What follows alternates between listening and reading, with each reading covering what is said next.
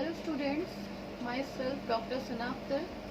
मैं LVSM college में psychology की असिस्टेंट प्रोफेसर हूँ। आज हम जिस टॉपिक को पढ़ने वाले हैं वो है स्टेप्स इन साइकोलॉजिकल रिसर्च। इससे पहले हमने पढ़ा था कि साइकोलॉजिकल रिसर्च के डिफिनेशंस एंड गोल्स। जैसा कि हमने पहले पढ़ा था कि साइकोलॉजिकल रिसर्च जो होते हैं वो साइंटिफिक मेथड पे बेस्ड होते हैं, इसलिए उसके एक बिल्कुल साइंटिफिक प्रोसीजर होते हैं, सिस्टमेटिक वे में होते हैं।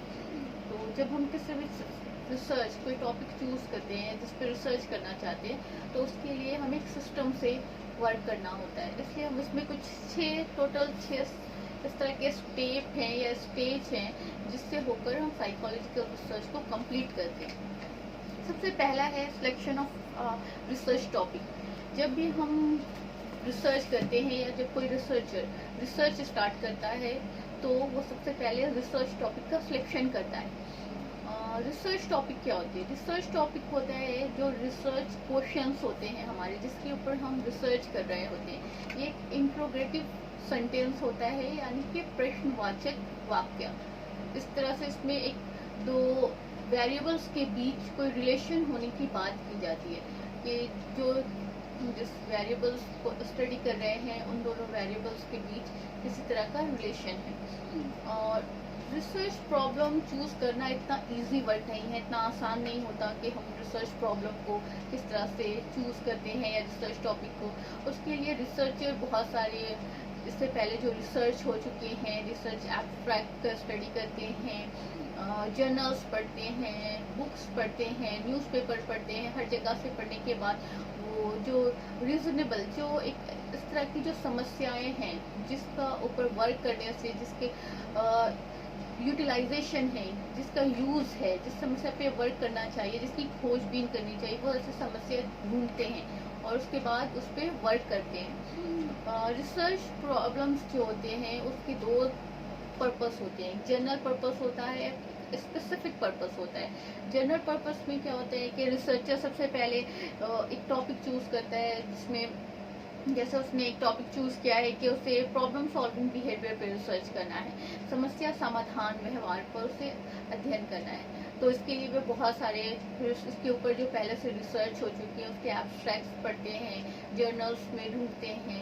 और बुक्स में क्या है इसकी थ्योरीज वो पढ़ते हैं। और जैसे ये पढ़ने के बाद उसे पता चलता है कि इसके ऊपर बहुत ज़्यादा अध्ययन नहीं किए गए, रिसर्च नहीं किए गए, तो वो इसके लिए अपने प्रोफेसर से बात कर सकता है, जो उनके सीनियर्स हैं, जो सुपरवाइज करते हैं, उनसे बात कर सकता है।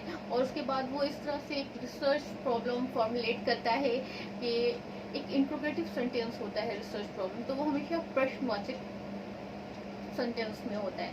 तो इस तरह से जैसे उसने रिसर्चर है उसने चूज किया कि उसे प्रॉब्लम सॉल्विंग बिहेवियर पे स्टडी करना है, तो उसने इस तरह से एक प्रॉब्लम बनाया, research problem, to determine the role of motivational factor in problem solving behaviour by the subject. उसने जैसे कि एक प्रॉब्लम सॉल्विंग बिहेवियर को चूज किया, उसे पता चला कि इसके ऊपर बहुत सारे रिसर्च नहीं किए गए हैं और बहुत सारे फैक्टर ऐसे हैं जिस पर स्टडी ज़्यादा नहीं हुई। तो उसने सोचा कि एक मोटिवेशनल फैक्टर डाल देते हैं कि मोटिवेशन का क्या इफेक्ट पड़ता है आपके प्रॉब्लम सॉल्विंग बिहेवियर पे। ये उसका जनरल पर्पस हो गया। स्पेसिफिक जो पर्पस होता है उसके लिए फिर क्या करते हैं कि एनालिसिस कैसे करना है हमें रिसर्च प्रॉब्लम का, उसका वो पर्पस होता है हमारा जो होता है वो स्पेसिफिक पर्पस। उसके लिए वो फिर हाइपोथेसिस बनाते हैं, हाइपोथेसिस फॉर्मुलेट करते हैं।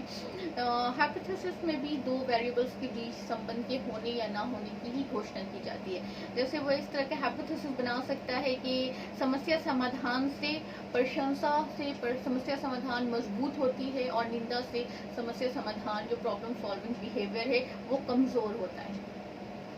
नेक्स्ट स्टेप जो है हमारा वो है क्लासिफिकेशन ऑफ वेरिएबल्स, चरों का वर्गीकरण। जब हमने रिसर्च प्रॉब्लम बना लिया, अब इसमें जो दो वेरिएबल्स हो गए, एक इंडिपेंडेंट वेरिएबल्स है, एक डिपेंडेंट वेरिएबल्स है। इंडिपेंडेंट वेरिएबल्स हम किसे कहते हैं? जिसमें हम मैनिपुलेशन करते हैं, जिसपे तोड़ जोड़ करके उसका इफेक्ट देखना चाहते हैं किसी चीज़ पर, वो आपका डिपेंडेंट वेरिएबल। जिस पे हम इफेक्ट देख रहे हैं वो डिपेंडेंट वेरिएबल है, और जिसमें हम जोड़ तोड़ कर रहे हैं वो हमारा इंडिपेंडेंट वेरिएबल है। इसके अलावा भी बहुत सारे वेरिएबल्स होते हैं जो स्टडी में हमारे बाधा डालते हैं या उसका इफेक्ट हमारे स्टडी पर पड़ सकता है। उसको एक्सट्रोनियस वेरिएबल्स कहते हैं, उसको कंट्रोल करते हैं। जैसे कि सब्जेक्ट का एज है, तो हम क्या करते हैं कि बहुत सारे अलग अलग एज के सब्जेक्ट को ना लेके एक ही सब्जेक्ट को एक ही एज के सब्जेक्ट को लेते हैं। एजुकेशन फैक्टर भी होता है, तो हम एजुकेशन है कि सबको एक टाइप के एजुकेशन को ले रहे हैं। जेंडर फैक्टर है, जेंडर फैक्टर को में भी हमने क्या किया कि मेल फीमेल को बराबर करके लिया, ताकि ये एक्सट्रोनियस वेरिएबल्स जो हमारे हैं वो हमारे स्टडी पे इफेक्ट ना डालें। जिस एज में हमारा इंडिपेंडेंट वेरिएबल्स क्या हो जाता है कि हमारा इंडिपेंडेंट वेरिएबल है प्रशंसा और निंदा, क्योंकि हम इसमें तोड़ जोड़ करके प्रॉब्लम सॉल्विंग बिहेवियर पर देख रहे हैं कि प्रॉब्लम सॉल्विंग बिहेवियर पर इसका क्या असर पड़ता है। ठीक है, नेक्स्ट स्टेप जो है हमारा सिलेक्शन ऑफ एप्रोप्रिएट डिजाइन, उचित डिजाइन का चयन करना। ये भी बहुत इंपॉर्टेंट काम होता है। हमारी ये जो थर्ड स्टेप है, जब हम बना लिए रिसर्च टॉपिक हो गया, हमारा रिसर्च प्रॉब्लम हो गया, देन हमने क्लासिफिकेशन कर लिया वेरिएबल्स के, उसके बाद कौन सा डिज़ाइन हम यूज़ करते हैं। तो साइकोलॉजी में दो तरह के डिज़ाइंस होते हैं, जिसमें एक है एक्सपेरिमेंटल डिज़ाइन और नॉन एक्सपेरिमेंटल डिज़ाइन। जब हम एक्सपेरिमेंटल डिज़ाइन की बात करते हैं तो एक्सपेरिमेंटल डिज़ाइन में एक्सपेरिमेंटल डिज़ाइन में हम क्या कर सकते हैं कि हम इंडिपेंडेंट वेरिएबल में डायरेक्ट मैनिपुलेशन कर सकते हैं, उसमें तोड़ जोड़ डायरेक्ट कर सकते हैं, जिसमें लेबोरेटरी एक्सपेरिमेंट हमारा और फील्ड एक्सपेरिमेंट रिसर्च जो है, ये दो बहुत इंपॉर्टेंट एक्सपेरिमेंटल रिसर्च है। और नॉन एक्सपेरिमेंटल रिसर्च में क्या होता है कि हम उसमें सीधा मैनिपुलेशन नहीं कर सकते इंडिपेंडेंट वेरिएबल में, और तोड़ जोड़ नहीं कर सकते हैं। तो ये जैसे फील्ड स्टडी और सर्वे रिसर्च जो होते हैं, ये नॉन एक्सपेरिमेंटल आपके रिसर्च है। और इसमें क्या होता है, एक्सपेरिमेंटल ज़्यादा वैल्यू रखता है, ज़्यादा इंपॉर्टेंट है, क्योंकि इसमें कॉज इफेक्ट को हम इजीली जोड़ सकते हैं कि इसके वजह से इसमें ये चेंज आया, इसकी वजह से इसमें चेंज आया, और हमारा कंट्रोल ज़्यादा होता है। इसलिए हम एक्सपेरिमेंटल जो डिज़ाइंस होते हैं, रिसर्च होते हैं, उसको ज़्यादा इम्पोर्टेंस देते हैं। नेक्स्ट स्टेप जो है हमारा वो है मेथड्स। फोर्थ में जो है स्टेप आते हैं हमारे, वो है मेथड्स। मेथड जो है उसमें हमारे इसमें भी मेथड्स में 3 स्टेप्स होते हैं। ठीक है, सबसे पहला जो होता है उसमें मेथड में हम जिस तरह से रिसर्च करते हैं उसको पूरी तरह से हम एक्सप्लेन करते हैं कि इसमें हमारा क्या क्या प्रोसेस है, क्या क्या चीज़। उसमें सबसे पहला होता है सब्जेक्ट के बारे में हम बात करते हैं, जिसके ऊपर हम रिसर्च कर रहे हैं, हम उसका एज, उसके जेंडर, IQ या उससे रिलेटेड जितने भी इंफॉर्मेशन होते हैं उनको नोट करते हैं। सेकंड में फिर स्टेप आ जाता है मेथड में हमारा ऑपरेटर्स एंड अदर मटेरियल्स। हमने स्टडी के लिए या रिसर्च के लिए जितने भी मटेरियल्स यूज़ किए हैं, जितनी भी चीज़ें, जैसे स्टॉप वॉच हो गया, मेमोरी ड्रॉम है, साइकोलॉजिकल कोई टेस्ट यूज़ कर रहे हैं, स्क्रीन है, पेन है, जो भी, उसकी व्याख्या करते हैं कि हमने ये चीज़ें इंस्ट्रूमेंट यूज़ किया है।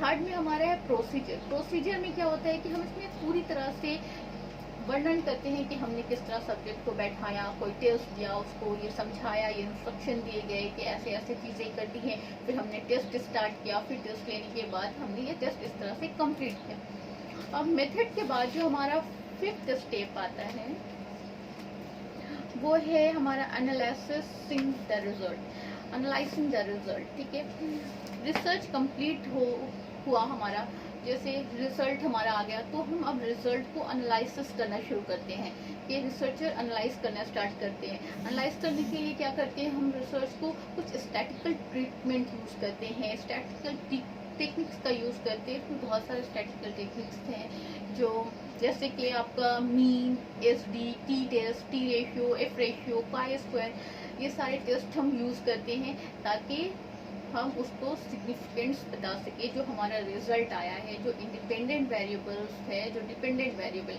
है। डिपेंडेंट वेरिएबल्स में जो इफेक्ट पड़ा है वो इंडिपेंडेंट वेरिएबल में तोड़ जोड़ से ही पड़ा है। ये चीज़ कैसे हमारा कंफर्म होती है, ये हमारा जब लेवल ऑफ सिग्निफिकेंट पे, स्टैटिक्स हमने यूज़ किया और जब वो लेवल ऑफ सिग्निफिकेंट पे ये हमारा ये रेशियो आया है, ये इतना परसेंट है, ये जो भी है, ये डिफरेंस, मीन डिफरेंस सिग्निफिकेंट हो गया, मतलब हमने जो हाइपोथेसिस बनाई थी, जो हमने व्याख्या की थी पहले, या इस तरह से घोषणा की थी कि ये वेरिएबल्स में ये चेंज इसकी वजह से आता है, यानी ये आंसर हमारा सही है। उसके बाद है लास्ट जो होता है वो है ड्राइंग कंक्लूजन।